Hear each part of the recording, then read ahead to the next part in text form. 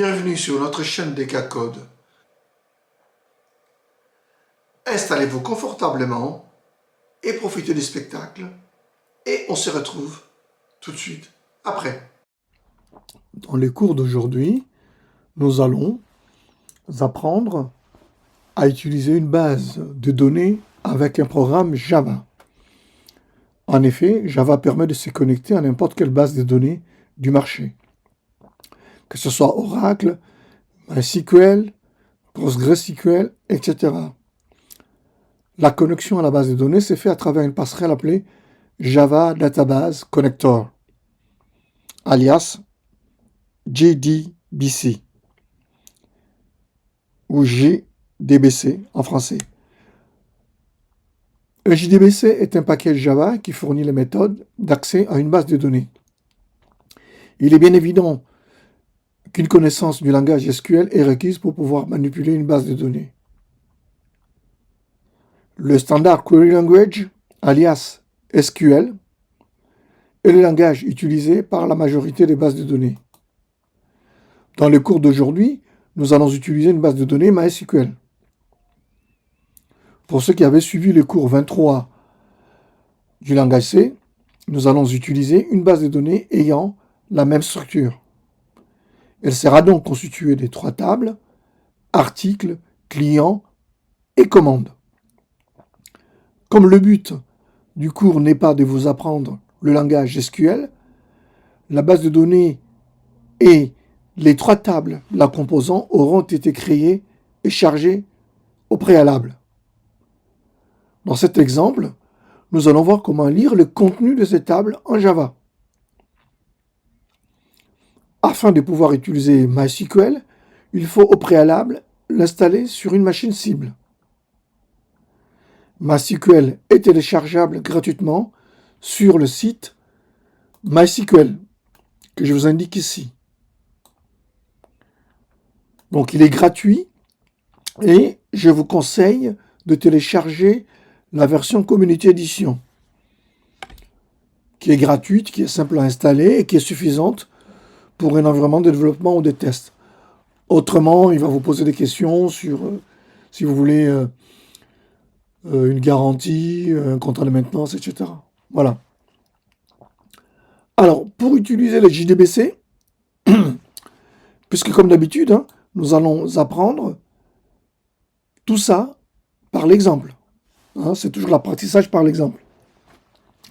Donc, pour pouvoir utiliser JDBC, on aura besoin du nom du serveur, du port de connexion, donc le port TCP/IP en fait.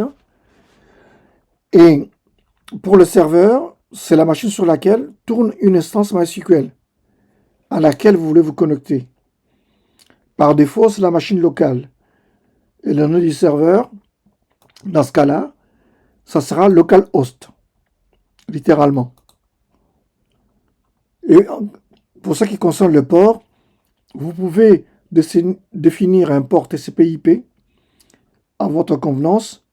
Sinon, par défaut, MySQL ouvre le port 3306. Il est ouvert par défaut.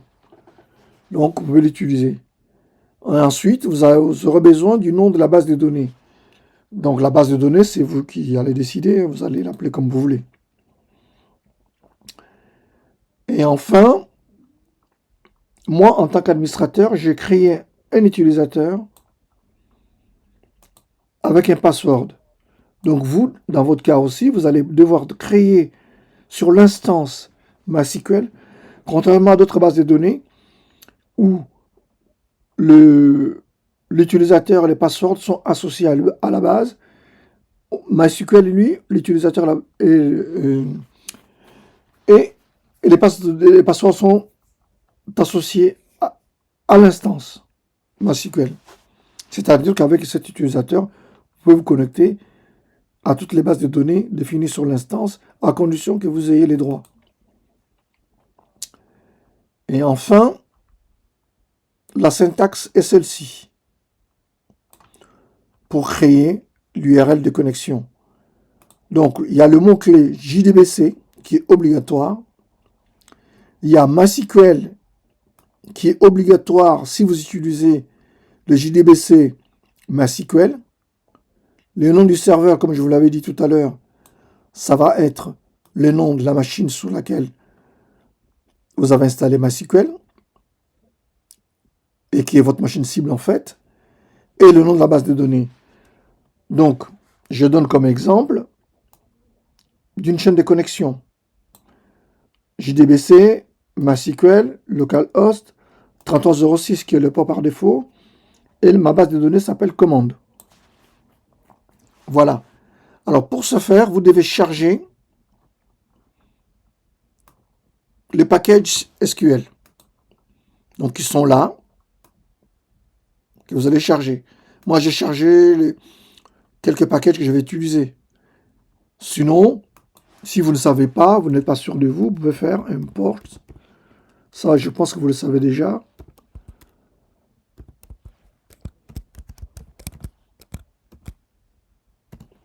Là, ça signifie qu'il va importer tous les packages Java. Mais bon, nous, pour l'instant, on n'en a pas besoin. On verra ça plus tard. Pour ceux qui vont suivre le cours MySQL. Voilà, donc on a tout ce qu'il faut.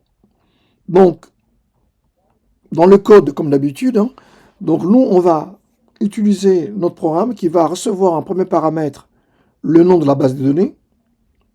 Donc, il sera stocké dans la variable dbname.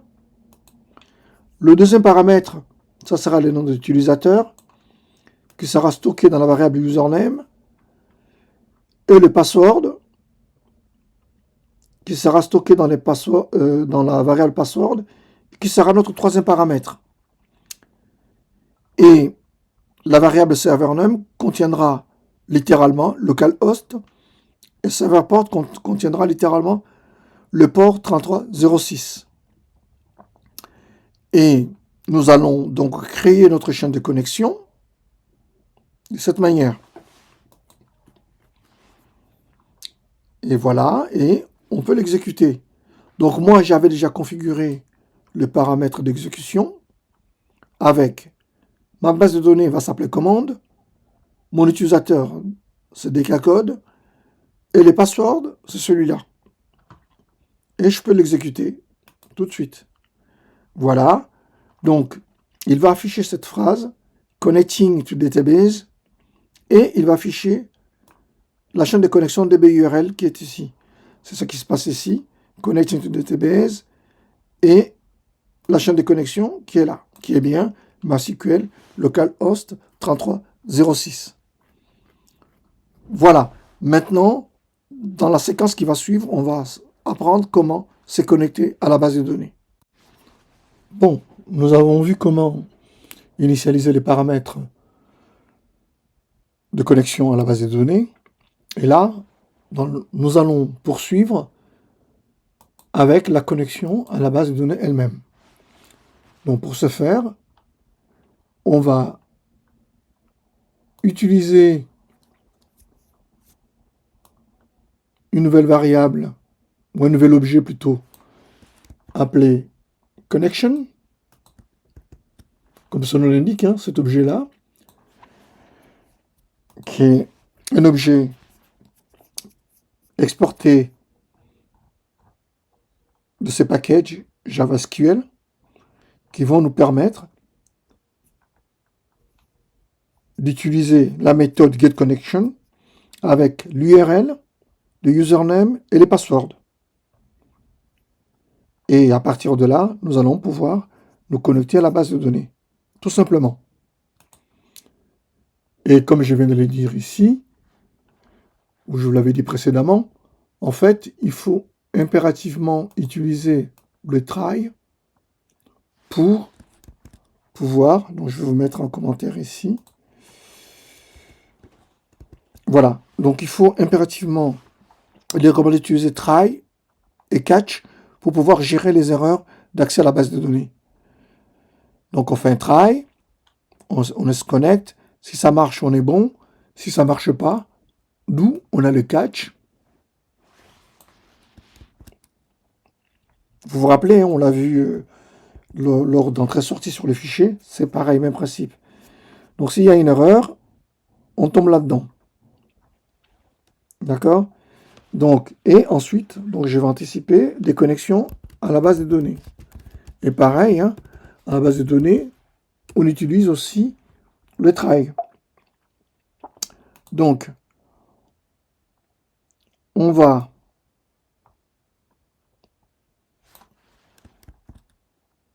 se connecter de la base des données de cette manière-là. Donc on fait un try, ce cache-là correspond à ce try-là, ce cache-là correspond à ce try-là. Ok? C'est pareil. Donc si il y a une erreur, on va l'avoir ici. D'accord? Voilà. Donc on peut exécuter. Voilà. Donc il me dit que la base est ouverte. Donc il a fermé en même temps. Voilà. Pour l'ouverture de la base de données. Dans la prochaine séquence, on va voir comment accéder au moins à une table. Bon, nous allons maintenant tenter de lire au moins la table article. Pour ceux qui ont suivi le cours C, le cours 23, vous vous rappellerez de la structure de la table article. Donc nous allons essayer de l'imprimer à partir d'une requête SQL. Alors la première chose qu'il faut connaître, c'est qu'il faut créer un contexte d'exécution d'une requête SQL. Encore une fois, hein, le but de ce cours, c'est pas de vous apprendre à utiliser le SQL, mais c'est juste de vous montrer que à partir du Java, on peut accéder à une base de données. C'est à vous maintenant, si vous êtes vraiment intéressé par ça, d'aller voir dans la documentation MySQL, comme je vous ai dit, de voir, et dans la documentation Java, de voir comment on utilise tout ça. Donc là, c'est du Java hein, pur, hein. Donc je vais créer, bon,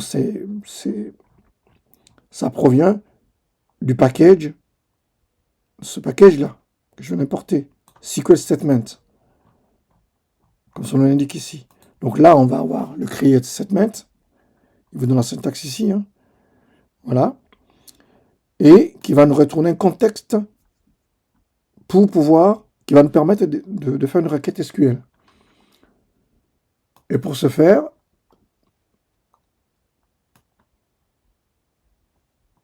on va donc, puisqu'on a préparé le contexte, on va exécuter la requête. Alors, la requête SQL, elle est simple, hein, c'est select étoile from article. Donc, ça veut dire quoi? Ça veut dire que select, c'est dire, va me lire, étoile, c'est tous, sans distinction, de la table article. Voilà, c'est tout simplement ça. Et pour ça, j'utilise une méthode qui s'appelle execute query. Voilà, qui est aussi issue du package Java SQL Statement. Et là, j'ai un objet qui s'appelle result_set, qui veut dire tout simplement le stockage du résultat, littéralement. Donc ce sera un objet qui contiendra les résultats de cette requête-là. Donc là, c'est toutes les lignes qui sont lues, ou tous les enregistrements qui sont lus dans la table article, seront stockés dans result. Et ensuite, ce qui va suivre, c'est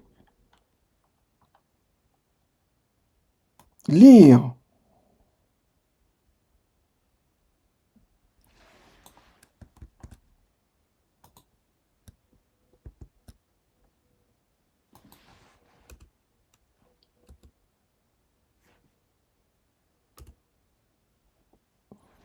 Lire tous les enregistrements jusqu'au bout.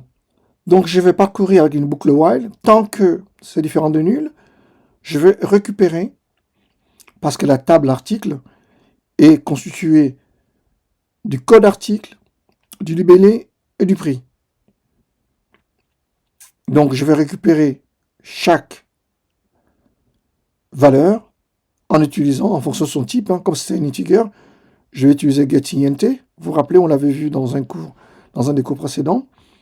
GetString, et get double pour le prix. Et pour faire joli, donc on va l'afficher. On va donc afficher l'entête.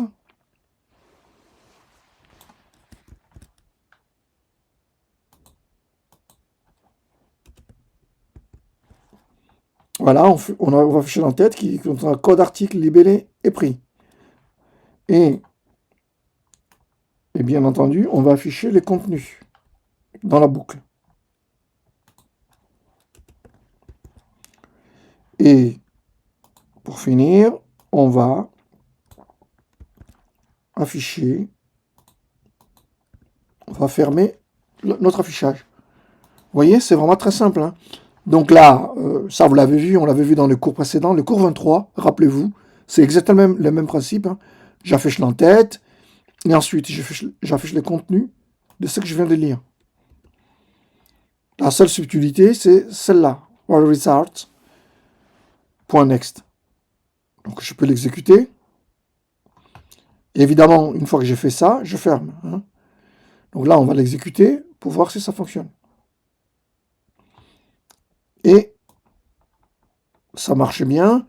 On voit bien que j'ai ma table article qui contient ces enregistrements-là. Voilà. Donc je les code, je les libellé et je les pris. Vous voyez? Voilà. Donc je vous ai appris à accéder à une base de données en utilisant Java. Je vous mettrai en description ou dans les premiers commentaires les codes sources pour accéder aux tables clients et commandes. Voilà, c'est fini pour aujourd'hui. J'espère que cette vidéo vous a plu et je vous donne rendez-vous pour la prochaine leçon. Au revoir et à bientôt. Un pouce bleu égale un merci beaucoup qui ne mange pas de pain. Abonnez-vous à cette chaîne. Sonnez la cloche afin de ne manquer aucune de nos vidéos. Likez ou aimez cette vidéo. Enfin, laissez un commentaire ou une remarque.